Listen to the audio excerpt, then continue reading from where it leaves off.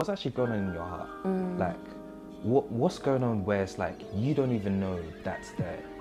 Like, you don't even know that, okay, cool, like this something that maybe my dad or my uncle said to me years ago. Yeah. I didn't know that residue was still there. Yeah. I didn't know that words that were spoken that's had a wrap around my heart that's like thorns, that's Wow. choking me, is what's causing me to act the way that I'm acting now. Yeah. I didn't know that was there.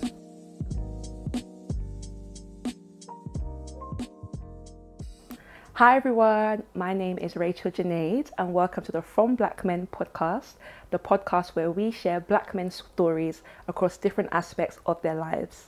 Today I'll be joined with Emmanuel and we'll be talking about the topic of identity and how this has informed his journey of his clothing brands. So Emmanuel, how are you doing today? I'm very good, thank you. How are you doing today? I'm doing good. I really like your hat. I appreciate it. It's really Thank you. good. Thank you. Oh my gosh. Yeah, so I was just saying, like, the moment you came in, you've got your hat, you've got your top, you've got the bag. Like, this is giving Fearless Global Yes, ma'am. through and through. You know what's so funny? This was actually by accident. The t-shirt was something that my mentor told me was just like, all right, cool, you need to go and get something out there. I was just like, okay, cool, let me just try something. Yeah. The hat was because I had no trim. I made this a couple of days ago. I'm not gonna lie, guys. I guess the more main thing, or I guess for one of my next releases I want to do is actually this bag here.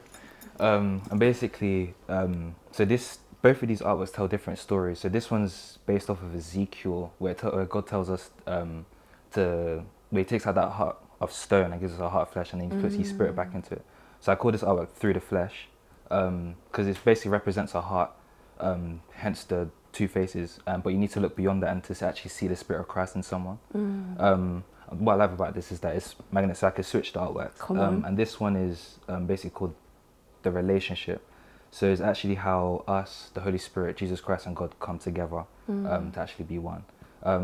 But basically the main concepts between the artworks that I do is each artwork tells a different fear that I went through in life. And then I just use that to kind of tell the story and then fuse that with fashion to help other people overcome their fears, or at least to give something that people can relate to. So yeah, that's essentially kind of the brand and stuff. Well, that's so cool. And one of the things that you said is how your brand concepts are influenced by different fears that you've experienced in life. Do you mind delving deeper into that?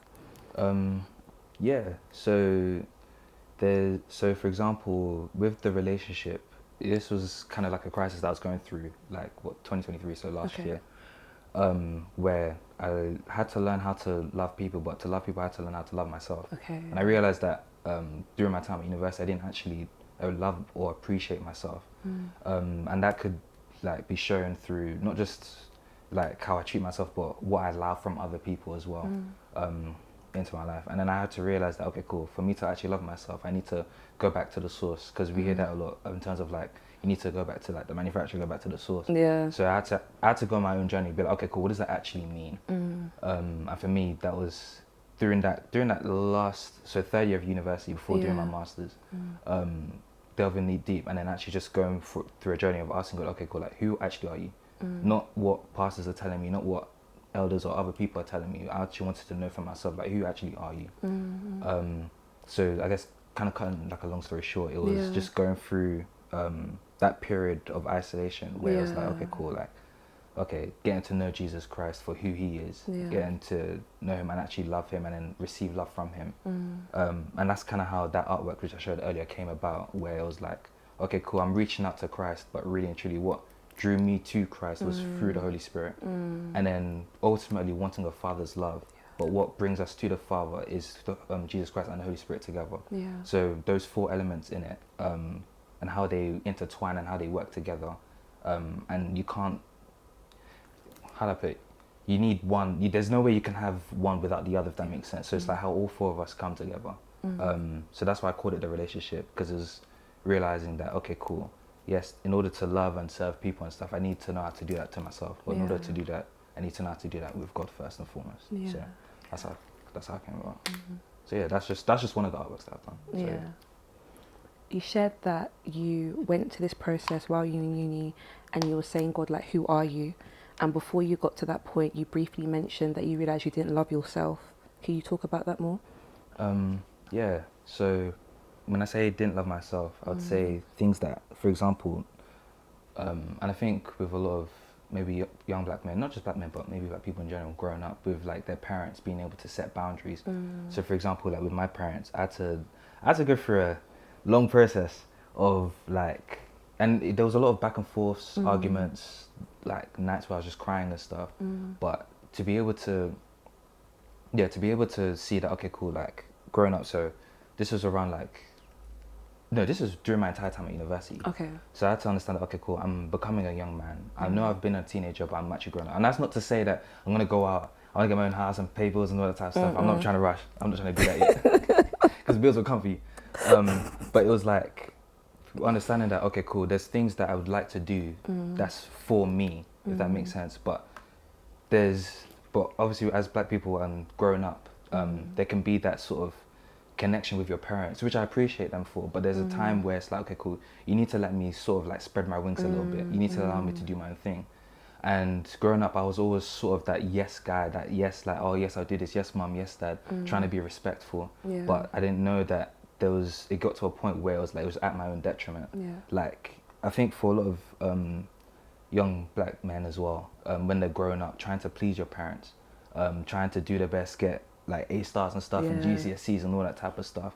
But then it gets to a point where it's like, how do I put it? It's like the achievements that you've got growing up, it's somehow becomes sort of like a nightmare, because it's like, okay, cool, yeah, I'm getting all these grades and all that type of stuff, but behind that, it was like, I just wanted validation. I just wanted recognition, like from my parents and all that type of stuff.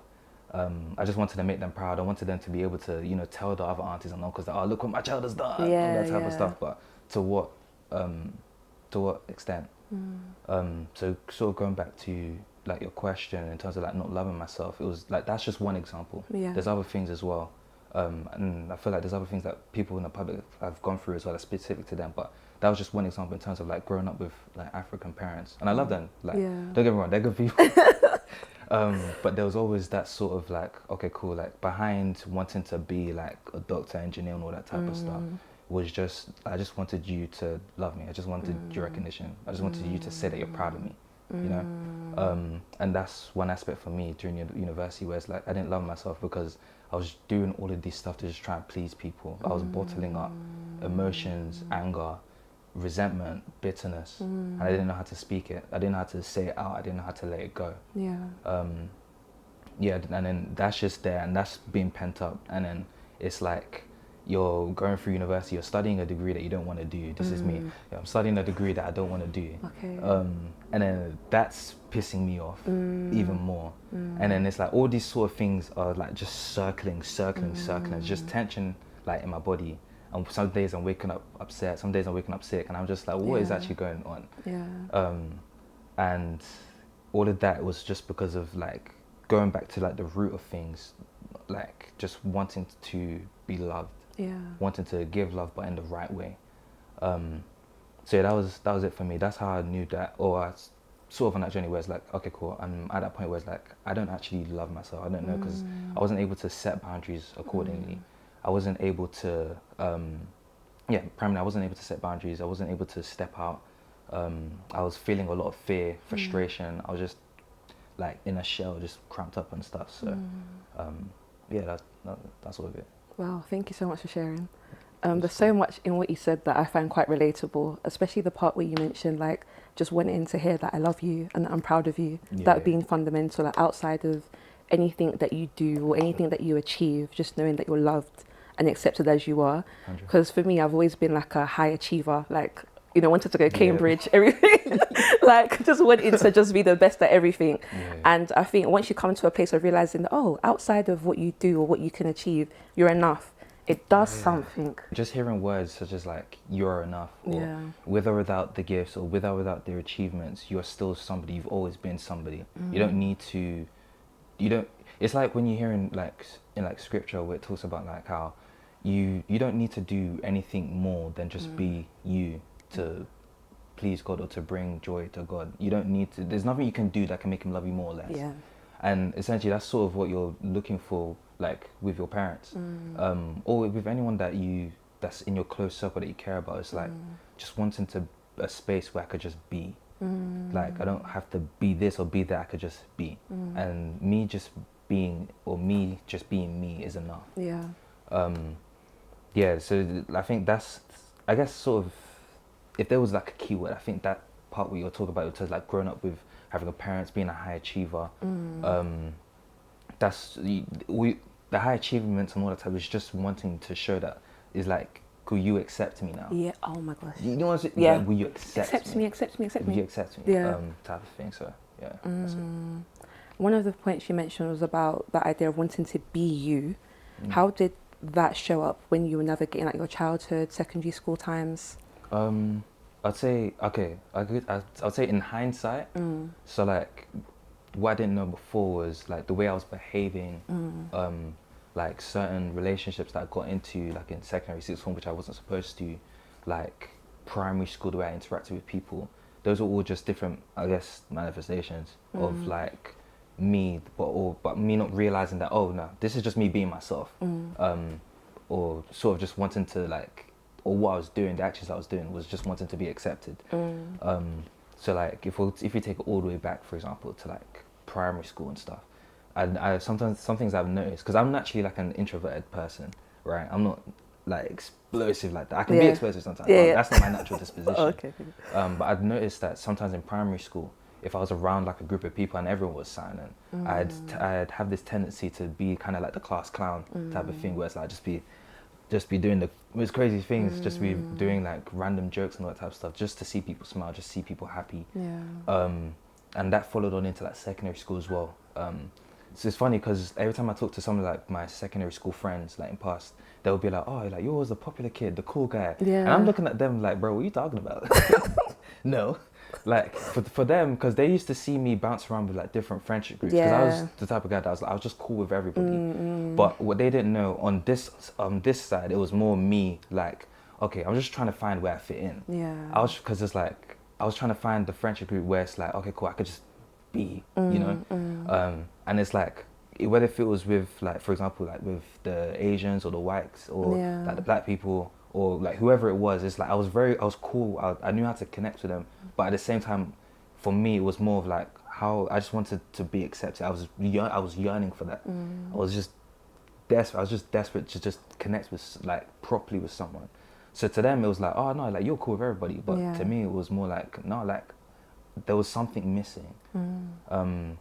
There was just something missing, that acceptance, and that's what sort of made me just bounce around with like different friendship groups, but then also get into like different relationships which I wasn't supposed to get into, and that ended up causing more damage, more breakage, not just for me but for the other person as well. So at the time, what felt like, oh, like, okay, cool, I'm going into a relationship now, 14, 15 years old and you're going into it doesn't make sense. That doesn't make sense. But I guess in hindsight, looking back now, it was more of just like, no, I just wanted to be loved. You know? And I was looking for that, but I was looking for it in the wrong places. And even looking for love, getting into it, I didn't know how to give that as well. So it was just wrong. Everything was just wrong. But yeah, that was it really. Wow. Well, that was such a good answer. Wait, sorry. I'm sorry. That was so good. No, because that was so good. So from being in school, being in different friendship groups, trying to fit in and find your place, how did that transition as you went into uni and your journey afterwards? I'd say it was like going into university, it was definitely different, because it's like, yes, it's nice to, I guess, sort of have all those kind of like connections and stuff, but uni's like a different place. It's like it's kind of like you're starting all over again, kind of like a fresh slate.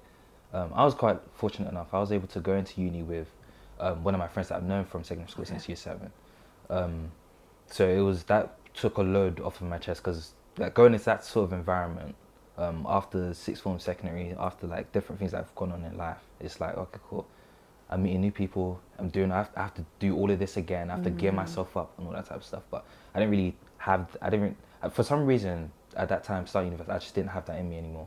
I think I was at that point where I was just like, I don't know what to do. Like I feel like I'm just drained. I've given all of me, if that makes sense. But I think what helped me was having a mentor at that time. Okay. And at the time, I thought mentors were skeptical. Well, hear me out. I was a bit skeptical of mentors because being shielded as a kid, because as I said, like I grew up with my parents and stuff, so it's like there was a lot of like, no, you have to stay at home. I wasn't allowed to go to like parties and stuff like that. So like hearing that, oh wait, someone wants to actually help me in life, I was just like, okay, what's the catch?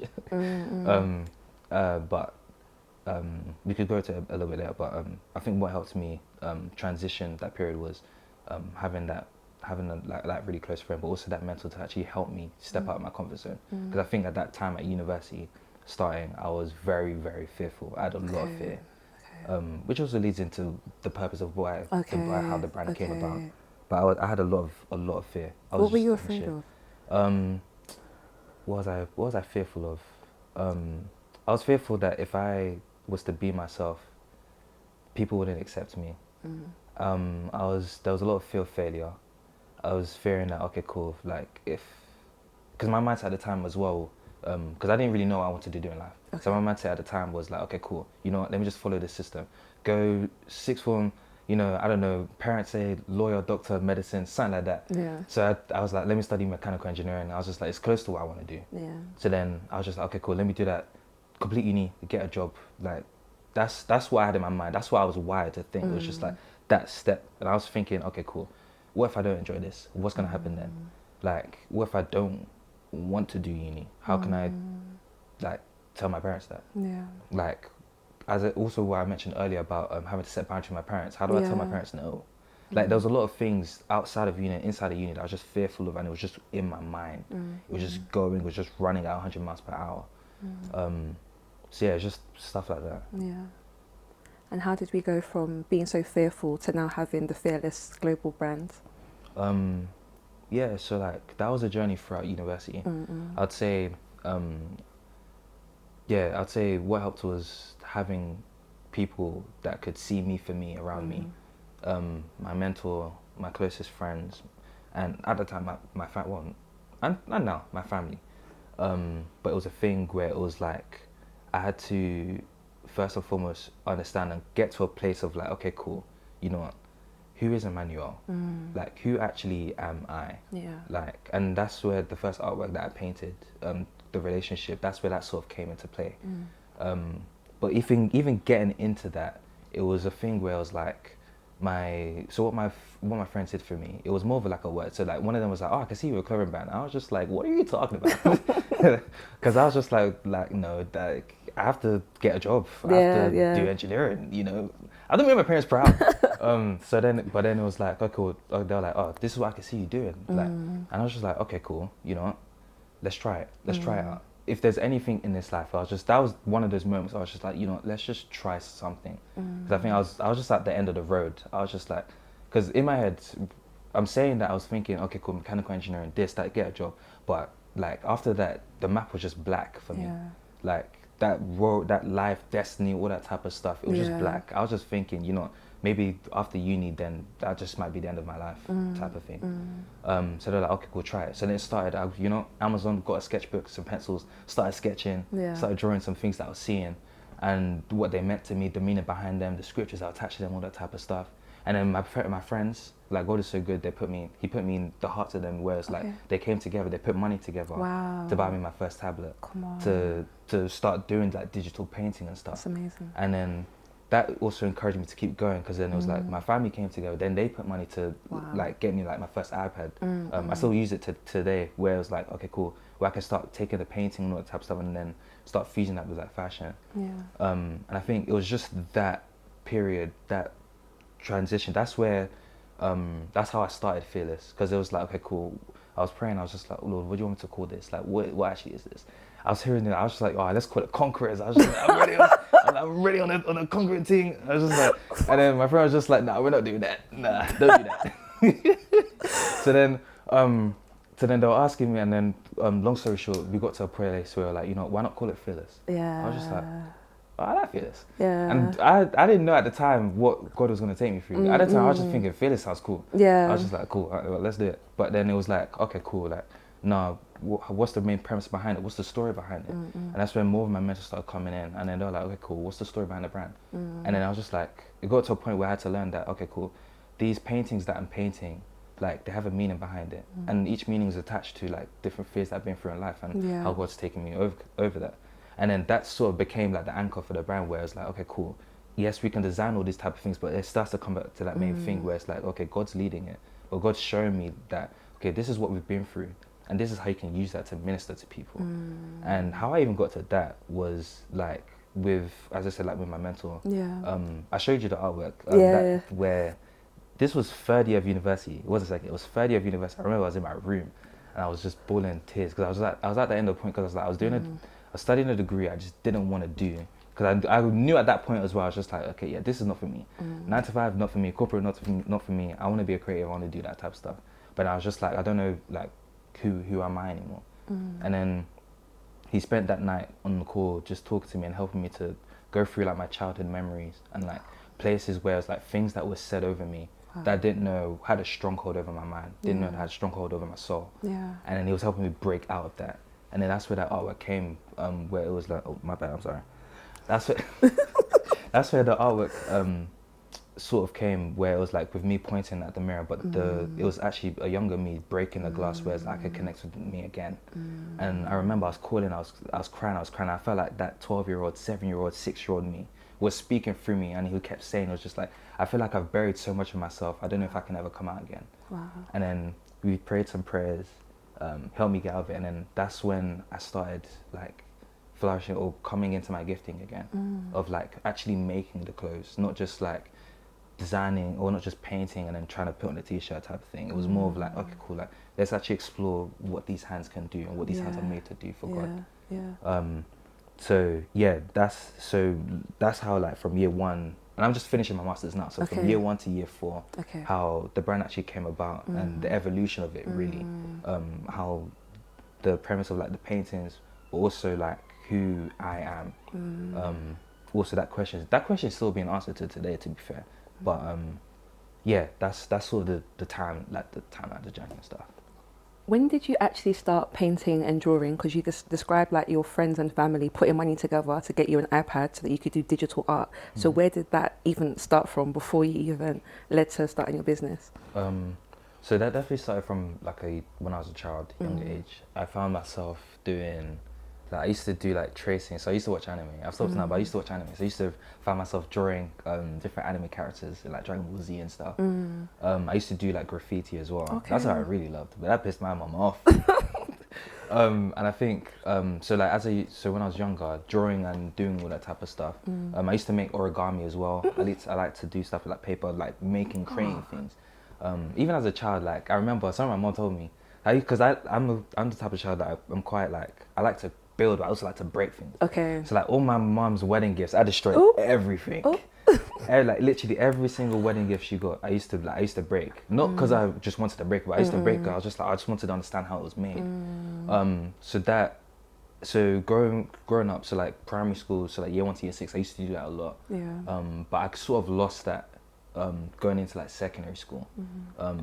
As I said sort of briefly earlier, that when things are sort of said over you, or like when you're sort of wired or conditioned, like, okay, cool, now this is how life's gonna be. It was like, I used to think, okay, cool, there's nothing I can do as a creative, or as an artist or anything. So that stuff used to be so suppressed. It used to be buried in me, and it was that sort of stuff where that art that I was telling you, where I said like the younger me was just speaking, where I was like, I had buried so much of that. I don't know if I have it in me anymore. So yeah, it started off when I was younger. That's just what I used to naturally do. I used to naturally just build and create, and because I just loved it. It was me. It was like, that was just me, my element. I always used to go by. I'd be doing that sort of stuff, and then sort of lost that going into like secondary school, sixth form, half of uni. But then like having my close friends, family, and my mentor, that's what was now brought back out of me, where I was like, okay, cool, like now we're coming back alive again. Wow. Type of thing. So yeah. So all of those influences kind of helped you come back to yourself, but also you coming back to yourself meant unlocking all of those things that had been buried for so long. Yeah, like everything, like letting go of words that were spoken of in me, breaking that off of me, breaking those chains, and then going deep into like some childhood traumas that I've been through, like some old wounds and stuff, opening it up, but not opening it up for the sake of just opening it, but opening it so that it can actually heal. Yeah. Like as I said before, like opening it up so that that younger me that was in pain but didn't know how to speak up, didn't know how to say it, could finally say those words and let it go and then be free. And then from there, that's where that inner healing comes in and stuff. And then it was like, okay, now the gifts were able to come back up again. Yeah. So yeah. Did you find it hard to open up? 100%. I didn't find it, you know, I didn't find it hard because it was like I didn't want to open up. I found it hard because I just didn't know how to. Okay. I didn't know how to speak about it. I didn't know how to tell the truth. Because, you know, sometimes it's like when someone speaks to you, it's like, oh, how you doing? Yeah. How's this? How's that? You're just like, oh, yeah, no, it's all right. Like, it's okay. And there's times where it's like, you're like, okay, you know what? Maybe I'm feeling a bit bad. But, like, when it comes to actually speaking up where it's like, okay, cool. Like, what's actually going on in your heart? Like, what's going on where it's like, you don't even know that's there. Like, you don't even know that, okay, cool, like, this, something that maybe my dad or my uncle said to me years ago. Yeah. I didn't know that residue was still there. Yeah. I didn't know that words that were spoken, that's had a wrap around my heart, that's like thorns, that's choking it, is what's causing me to act the way that I'm acting now. Yeah. I didn't know that was there. Like, so that's why I was like, opening up was hard because it's like, it's hard for two things because it's like, one, you don't realize that it's there, and then two, when you do, you're just as shocked yourself where it's like, I didn't know something so small could have such a big knock-on effect. Wow. And then putting a word on it where it's like, for example, when you're feeling heat in your heart, when you're feeling angry, like, you don't know that it's, okay, maybe that's just bitterness, or maybe that's just resentment. Yeah. And it's like, you don't know how to articulate that because you don't know where it is. So for years, and I feel like a lot of young, not just black men, I feel like a lot of young people go through this where it's like, you're experiencing some sort of emotion or some sort of like chain that's holding you down. And it's not that you don't want the help, it's just that you don't know what to call it. You don't know you don't know how to reach out because you don't know where it is yourself. And then there's that frustration where it's like you're trying, and I know a lot of young people are trying, but it's like, I don't even know what this is myself. And then all you can say is just help, like help. And that's where, for me, it was like, as well as having conversations with my parents, that's where, for me, having that mentor was so vital. Because it was like, they were able to help me pinpoint, like, cool, this is, like, they were able to help me and explain to me and have the patience, even when there's times where I'm bawling out, where I'm like, when I say bawling out, I mean like when I'm pissed off and I'm heated, they're able to help me pinpoint, like, cool, this is what you're experiencing right now, and they're putting a name on it. And then when you're able to like call it out and like speak the name of it, that's where you're able to have freedom. So it was like, okay, cool, putting a name on that and then getting the healing, because it's like, okay, cool, I know what that is now, and I know how to deal with that emotion, if that makes sense. So yeah, that was it. So I'm guessing your mentor played quite a big role in your journey. Yeah, there would be no Fearless, there would be no Emmanuel today without like my mentors. Like, and I think it's so vital that a lot of young people, not even just young people, old people too, get a mentor, someone that you can look up to, someone that when there's nights and days when you feel like I just can't do this anymore. I can't lie. I think like 2 days ago I was telling my mentor, look, I'm ready to quit this masters. I'm ready to throw the towel in. I'm happy with a bachelor's. You know, I don't care. Like, I was pissed off. I was angry. I was less pissed off. I was just very upset because I was just frustrated. But then luckily he was there because he was able to just kick me in the backside and be like, nah, like, you're not quitting. You're not giving up. You're gonna go through it. Even if you fail, at least fail knowing that you gave your all, right? That's big. So, but going back to your question in terms of like that, through that healing process and stuff, yeah, mental is important because it's like, it's important to have someone where it's like, one, they've been through what you've been through, so they understand. So there's that compassion, there's that patience, there's that grace that they're able to give you. Because someone who hasn't been through it, that's no shame to them as well, but someone who hasn't been through it may not necessarily understand. So like for days when it's like you're angry, you're heated, or you don't know how to articulate yourself, they may not have the patience. And that's not anything to do with them. There's nothing wrong with it. It's just that they just don't understand. So you need someone that actually understands. There's a scripture that talks about how men, they have deep wells in there, but it takes a man of understanding to bring that out. So it's like having that mentor is vital, because it's like not just to help you go into purpose, not just to help you go on like a tour of like life. Something that one of my mentor said was like, when you break up mentor into two, it's men taking you on a tour of life. So that's sort of the premise of what a mentor is. But deeper than that, it's someone that can like help you go through that healing process, someone that understands what you've been through, Yeah. and can help you draw that out, so that so you're not filled with years of just bitterness, anger, resentment, hatred, wrath, just rage, but you're able to let that out and then be filled with peace, joy, happiness, like the fruits of the Holy Spirit, like you're filled with Christ. So yeah, my mentor was vital for me, because it was like, the way Fearless came about was actually him helping me, like many nights where he'd speak to me on the phone, take me to the different events and all that type of stuff, and help me and encourage me and stuff. And this was over 3-4 years. This wasn't like a 1 month program type of thing. Like, this was like years of him just being dedicated. And it used to confuse me and my other friends, because we were just like, why are you here? Like, what are you doing?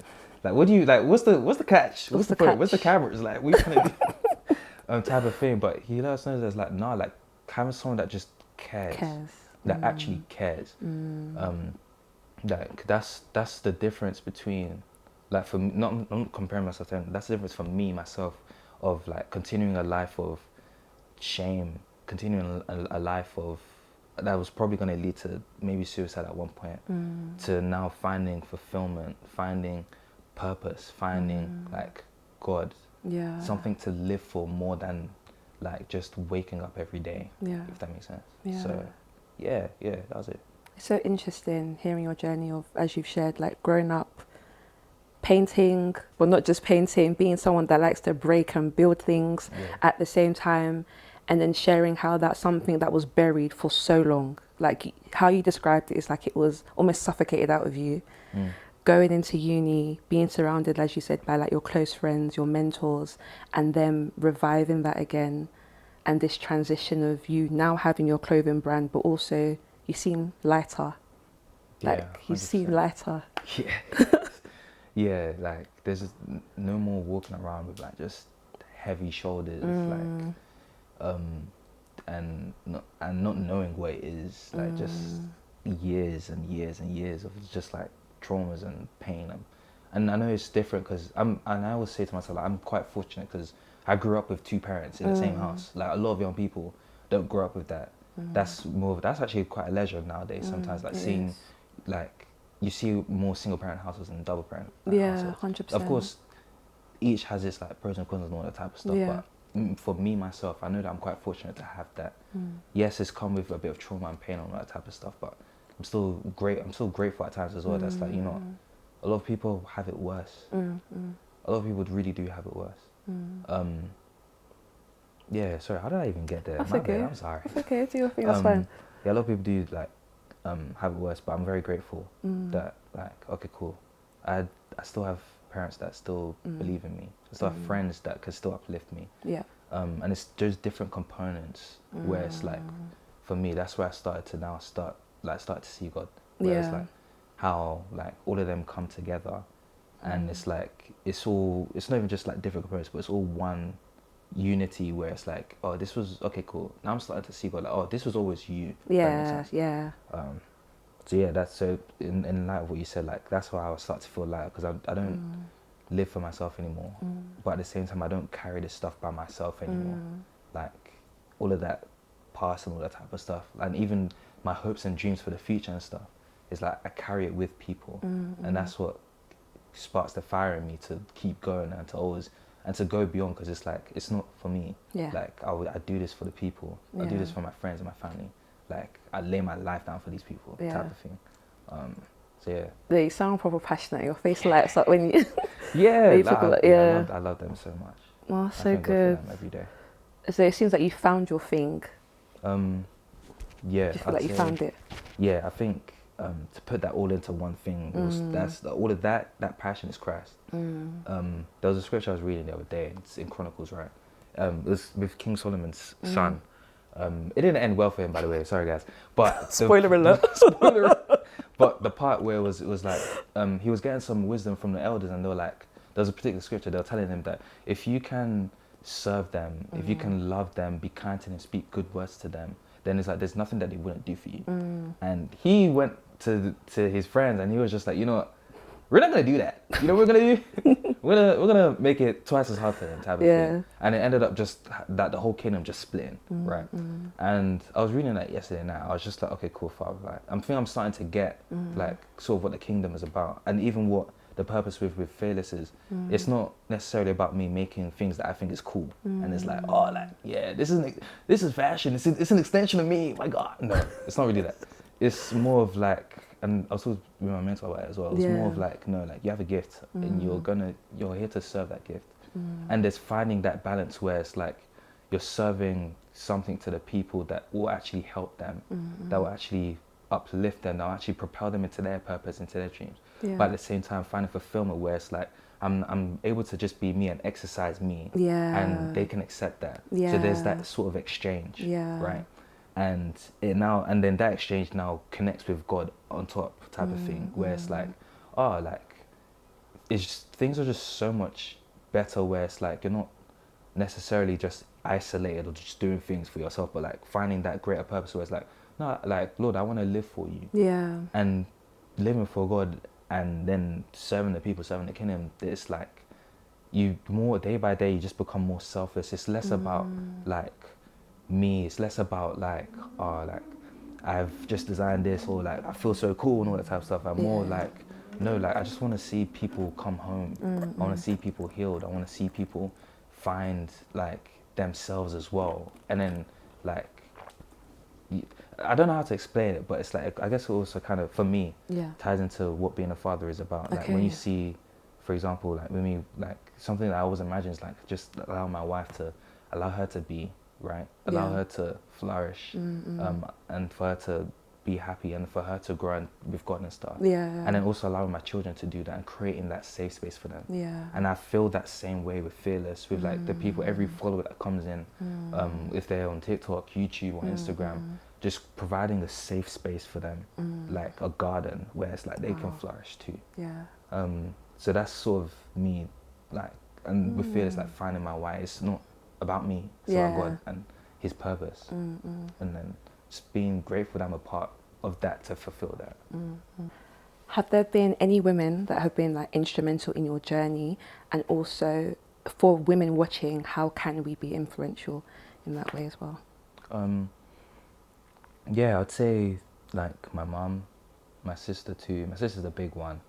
I think growing up, I wasn't able to always speak up. So even like, for example, the iPad, for example, my sister was the one that kept pressing me. She was like, "Oh, we gotta do this for Toby. We gotta do this for." Like, I love her to bits for it.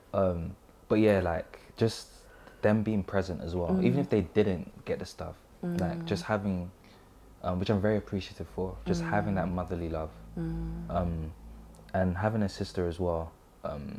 Like yeah, that's helped things. I don't even have words for it. There's no words to describe how much that's actually had an impact on my life. And I guess for all the other women as well that are listening to this too, with like men, I'd say just like don't be afraid to just ask like, oh, how you doing? Are you okay? Because I understand there's times where it's like we may be quite secluded, like to ourselves, like no, just give me space, man, just give me space, bro. But I'd say it helps a lot just knowing that, oh, like, right, like you actually care, type of thing. And when you're able to just keep asking, like, well, how you doing, and all that type of stuff, eventually will actually just open up. I think a lot of women today, you guys are doing a really good job. Thank you. I think there's nothing, well, from what I've seen, there might, for other people and their experiences, that may be different. But for me, I'd say it's like, just being present speaks volumes, and just asking that simple question, like, how are you actually doing? Or even asking like, oh, how can I help? It's something like my mom and my sister always said, like, oh, how can I help the business? Like, what can I do? How can I help and stuff? And most times I don't even know. I'm just like, ma'am, I'm trying to figure this out as much as what you're seeing right now. Type of thing. But it's like just showing that support, just being like, how can I actually help? Or how are you doing? Like, it goes a long way. It really does. So yeah, that's it really. Oh, that's good. That's good. Take a mental note of that. All right, just to wrap up, what can we expect to see from Fearless Global in the future? Where can we find you? All that good stuff. What can you expect to see? I was reading that question. I ain't got a clue, man. That's okay. That's an honest answer. I ain't got a clue. I think there's some ideas that I have in my head that I'm running by God, but also something that I want to be very, very intentional is with the community. So Okay. like not just designing for designing's sake, but actually bringing people along that journey, asking them what did they want, what do they want to see, and from there sort of pairing that with like my lens of that, and then bringing something and birthing it together where it's like you have the people, you have me, you have God, bringing something together. Yeah. You know, so that's what I want to start doing with the community. And then where can you find me? So the brand page is the Fearless one. So the Fearless, and then ones is one, the letter, no, number, it's a number one and S. Okay. And then dot global, GLBL, no vowels in there. And then if you want to, I guess, connect with me or have a conversation, like my personal page is toby.9, so TOB, 2 I's, then .9. So yeah, that's me. Thank you so much for coming. Thank you for having me. Oh my gosh, giggles. Yay. Yeah. I'm actually so glad you came on.